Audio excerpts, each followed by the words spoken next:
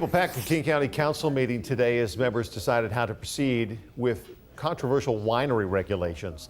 The ordinance narrowly passed 5-4, and it means that wineries in unincorporated King County, which have seen major growth, will now have limits on size, hours of operation, parking, and new tasting rooms won't be allowed unless they produce their own wine on site. The growth of the wineries has been a big concern for farmers and environmental advocates for the Sammamish Valley who turned out in force today. Growth and density is inevitable. I totally understand that and I accept it. But farmland and its buffer zone should be not only protected, but nurtured.